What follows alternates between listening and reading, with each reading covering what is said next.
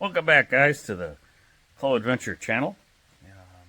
We are here. We're going to be doing something really different today, and that is making probably the most illegal firearm out there, and that is the thermal night day laser rangefinder. This is I decided to put two scopes on my gun to show you the difference between the ATN Thor 640, right there, 640, and the Arken Zulus. So they're pointing at exactly the same object, and this is just to give you a demonstration the difference between thermal and night vision and day scope.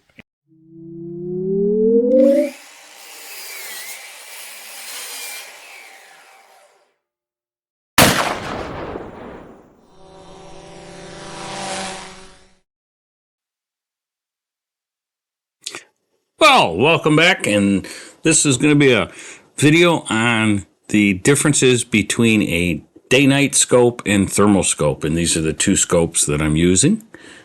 If you like this, I'd like it if you'd subscribe. So here we are in day mode, and we're just scanning the woods here, looking around using the Arken scope. Just looking around, and we see that, and you might see a squirrel sitting on the feeder right there, and there's a dove or a pigeon hiding camouflaged in the leaves there. And so I just want to see what this looks like. Again, now if we switch over to the same camera or the same view looking through thermal, you would have seen that there is a squirrel up in that branch. And when we come down to the feeder again, you'll see he's glowing real well, and there's the pigeon. And you can follow the pigeon pretty well because you don't see all the color, and it's not as camouflaged in.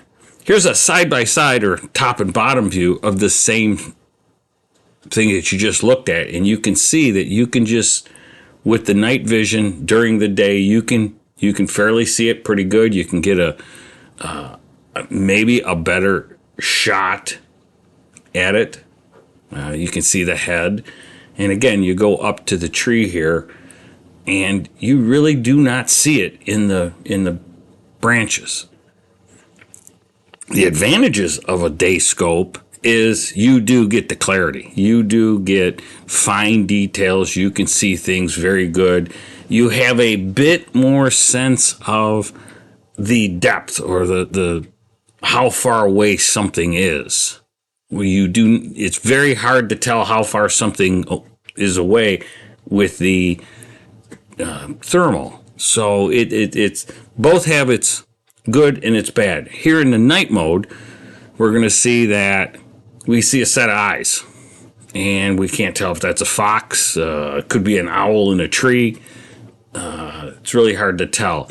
With the night vision, you'll see that the branches, the trees in the front, since they're so close, they're getting the IR flashlight, and it's exposed for the trees. With the window that you see in the lower right-hand corner, you'll see it's actually a deer laying down, and to the left of it, you'll actually see there's another one laying down, but it's covered behind the tree.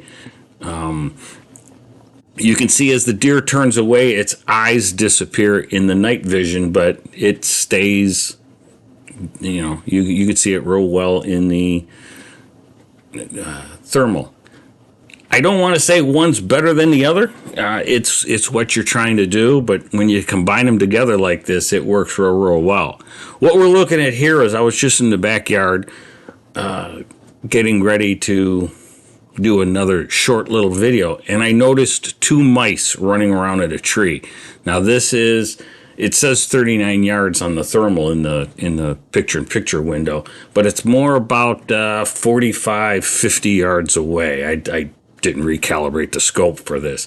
But you can see the mice running at the base of the tree, and you don't see anything in the night vision. Now, if it was much closer, it would be much better in the night vision. And you'll see this here in a moment as we pan by. There'll actually be a deer at the feeder, and you will see when it's close and well lit with night vision, you see it perfectly. Where with the thermal, it's just a white silhouette of it, where the night vision is very fine detail. And, again, I appreciate you showing up. If you enjoyed this, I hope that you would subscribe, and we'll see you in the next video.